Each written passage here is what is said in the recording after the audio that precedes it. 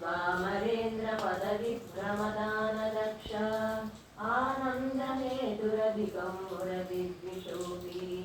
ईशन्निशीलतु मयि क्षणमीक्षणार्थम् इन्दीवरोदरसहोदरमिन्दिराय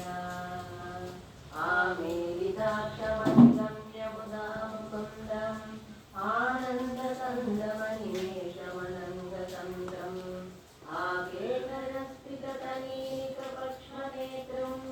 भूत्यै भवेन् मम भुजङ्गतयाङ्गनाय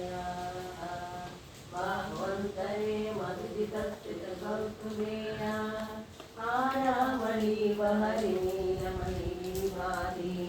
कामप्रदा भगवतोऽपि कटाक्षमाला कल्याणमावहतु मे कमलालयायाः कालाम्बुदानि ललितोरसिकैटभारेः धाराधरे स्फुरति या दटिदङ्गनेव मातुः समस्तजगतां महनीयमूर्तिः भद्राणि मे दिशतु भार्गवनन्दनायाः प्राप्तं पदं प्रथमतः खलु यत्र भावाः नाङ्गल्यभाजिमधुमादिनि मन्मदेन मय्यापचेतदिनमन्दरमीक्षणार्थं मन्दालसञ्चमकरालयसंज्ञकायाः दद्यादयानुपमनो द्रविणाम्बुधारा अस्मिन् किञ्चन विहङ्गसि सौमिषण्ये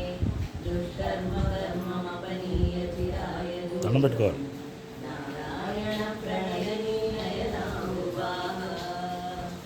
इष्टाभिशिष्टमतयो वियया दयार्दा दृष्ट्यादिविष्टपदं सुलभं लभन्ते दृष्टिप्रहृष्टकमलोदरदीप्तिरिष्टं कृतिं कृतिष्टमम पुष्करविष्टरायाः गिरिदेवतेति गरुडध्वजसुन्दरेति साकम्बरेति शशिशेखरवल्लभेति दृष्टिस्थितिप्रलयकेलिषु संस्थितायै तस्यै नमस्ते भुवनैकविभोस्तरुण्यै दुर्गै नमोऽस्तु शुभकर्मफलप्रसूत्यै रत्यै नमोऽस्तु रमणीयगुणार्णवायै शक्यै नमोऽस्तु शतपत्रनिकेतनायै पुष्यै नमोऽस्तु पुरुषोत्तमवल्लभायै नमोऽस्तु नाडीकनिभाननायै नमोऽस्तु दुर्गोदरि जन्मभूम्यै नमोऽस्तु सोमामृतसोदरायै नमोऽस्तु नारायणवल्लभायै नमोऽस्तु हेमाम्बुजपीठिकायै नमोऽस्तु भूमण्डलनायिकायै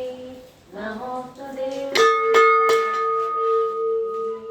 नमोऽस्तु रामायणवल्लभायै नमोऽस्तु देव्यै भृगुनन्दनायै